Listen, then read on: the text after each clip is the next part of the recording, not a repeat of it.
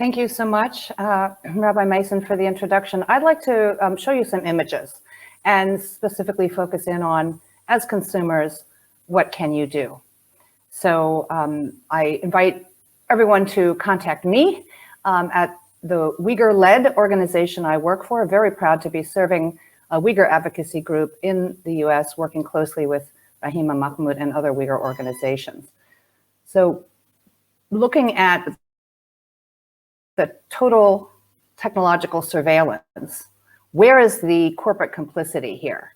We have lots and lots of press exposés going back to 2019 about the racial profiling, the Chinese government's use of Uyghurs as a literal laboratory of testing to develop AI using so much data input from surveillance cameras to apps to checkpoints. I want to just give you two household names. Huawei, much more of a household name, I believe, in Europe and the UK than the US. Huawei has openly said it's doing racial profiling, and then Hikvision. These two companies should absolutely be on the forbidden list for any ethical consumer and investor, as Ambassador Kelly and Bennett Freeman mentioned. Please remember these names, Huawei and Hikvision, and talk to any pension fund holder or investment advisor that has any retirement savings you have and say, I cannot hold these stocks in the emerging markets funds. And then with forced labor, we have extensive reporting, tremendous issues, not only in the Uyghur region, but across China, reported everywhere. And from household names like Nike, which has absolutely been hiding behind corporate speak, this is what they say. We have zero tolerance for forced labor. Of course, they say that it's required for access to the US market because forced labor imports are already illegal in the US and have been so for 90 years. And there's coming legislation in the UK. But the fact is, for consumers, likely 1 in 5 cotton garments in the global market are produced by state-organized forced labor of the Uyghurs. And so what can be done about it? Pay attention to the media coverage. Look at US government action as a starting place. We had an extraordinary case where 4 different US government departments issued a business advisory putting businesses on notice about their supply chains. And I want to commend the UK Parliament. 2 different subcommittees have looked at this issue, forced labor and UK value chains.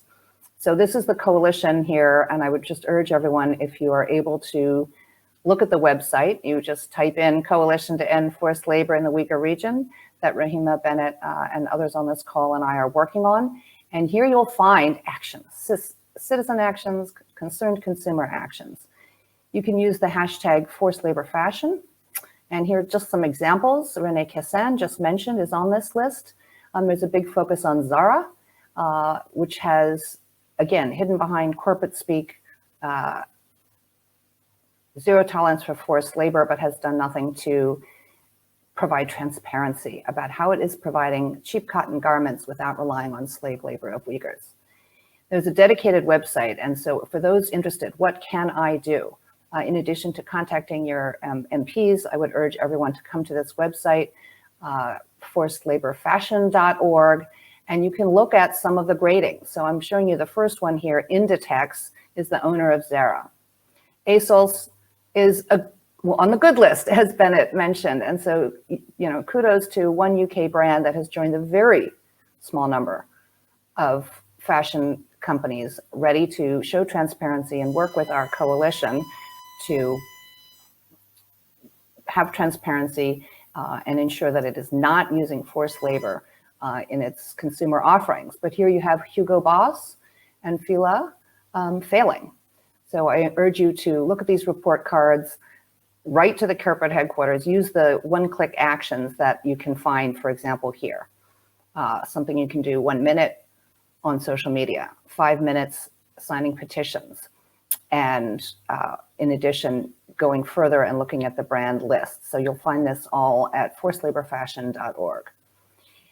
You can also help follow on Twitter, where you'll be able to see upcoming actions, share it with others, mobilize faith communities, trade unions, student groups, and everyone else who says, well, what can I do? Key in to some of the people who've been putting in a lot of work to research the brands and to really say which brands have done something and which have not. I'm a little ashamed to say, look, I don't know if you can see it on the screen, only 874 followers on this account. I'd love to say by the end of tonight, that should be 2,000. Let's have a campaign to say that's going to have 2,000 people, 1,000 of them in the UK, following this account and retweeting the contents to really spread awareness. Kelly Curry mentioned her own op-ed on the Olympics. So let's talk a little bit about the Olympics and, again, consumer action. This was Kelly's piece in the Wall Street Journal in March. You obviously know about the EU vote this week, and of course the upcoming UK vote, extremely important. But these are the consumer brands. These are the worldwide Olympic sponsors, none of whom have said anything publicly about their worries about being associated with Genocide Olympics.